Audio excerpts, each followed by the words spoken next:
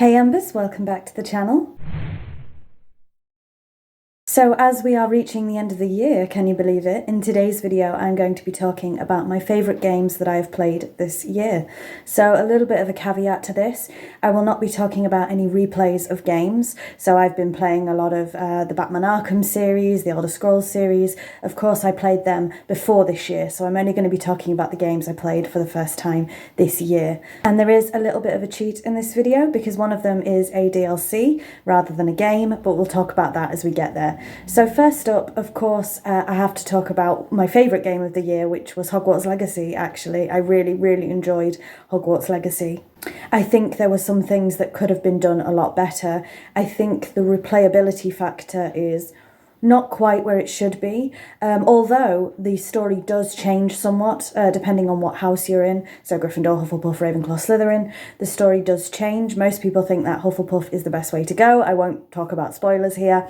So there is replayability factor, but not quite enough for me. I am an RPG fan first and foremost. For me, replayability is quite a huge thing, and I think Hogwarts Legacy just doesn't quite hit the mark for that. Nevertheless, I do think it's a fantastic game. If you watched my Xbox recap video thing that I did last video, we found out that Hogwarts Legacy is the game I've spent the most time on the Xbox One, so if that doesn't tell you what you need to know, I don't know what will.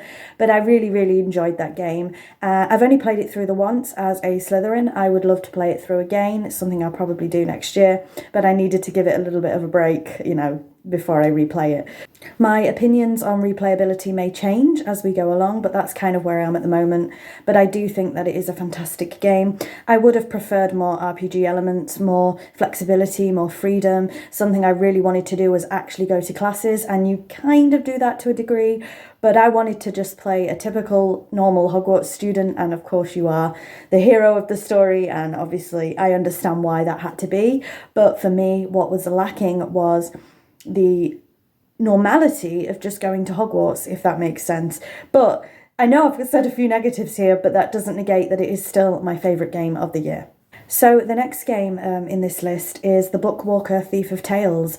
It's not the kind of game I usually play, but I really enjoyed it. There was something so heartwarming about that game, actually. And it's not really supposed to be a heartwarming game, but I felt, I don't know, there was like a sense of nostalgia. I've spoken about it in the wrap-ups that I do here.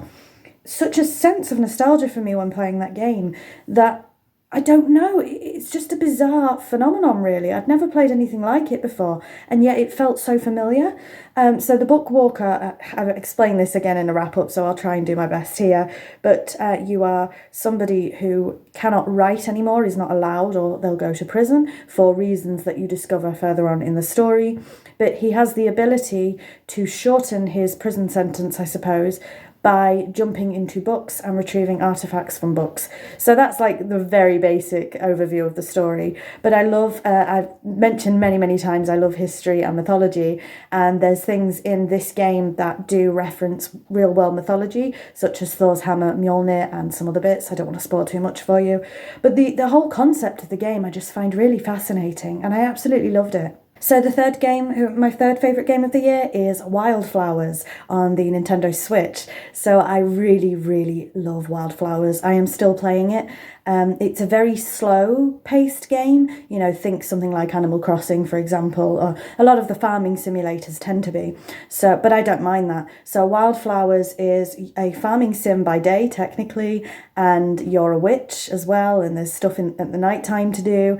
You have to influence the seasons. So you decide a lot of the story, really. The characters in it I just think are superb. The NPCs, I just absolutely love them. It's a really good game. I love things like the Harvest Moon franchise, and I love witchy stuff, so Wildflowers really does do both for me, and I just think it's an absolutely phenomenal game, and I will be talking more about it next year as I'm currently playing it. I can't see me not playing it for a while, if that makes sense, so I'm really excited to see where my Wildflowers journey takes me. And the last game we're going to talk about, so it's a very short list for me this year. I did a lot more replays this year than playing new games, to be honest, is the Cheat Game, which is actually a DLC, and it is the Season's Greetings DLC for Lake. So I have discussed Lake on this channel multiple times. Lake did not come out this year, as far as my memory serves. I don't think it did. and I'm not sure now, I don't think Lake came out this year, but the DLC Season's Greetings did. And I've spoke about Lake before. Basically, the original game, you play as Meredith Weiss, who is coming into Providence Oaks, where it's set for 2 weeks to take on the role of the mail carrier that her dad was. And the DLC is set at Christmas time, so it's a perfect one to talk about right now. And it's her father, so it's a prequel, and you play as her father. And both experiences are just so enjoyable. It's a really hard game to describe. I've said this before. It doesn't sound as good as it is, if that makes sense. I really, really love Lake.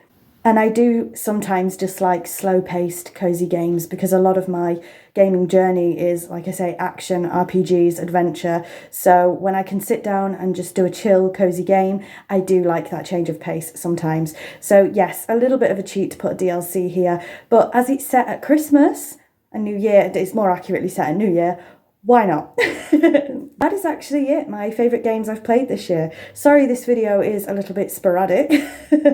I have no idea why, but let's just roll with it.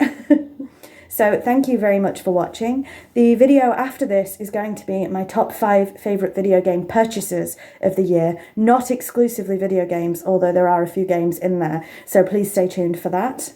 And we're very close to the last video of the year on this channel. I can't believe it. So I've been doing this channel only for a year, since January, so just under a year actually, and I've had so much fun with it. So thank you every single one of you who watches these videos and communicates, comments. It really means the world to me. So thank you very much. Please let me know what is your favourite game that you've played this year. And until next time, bye Embers.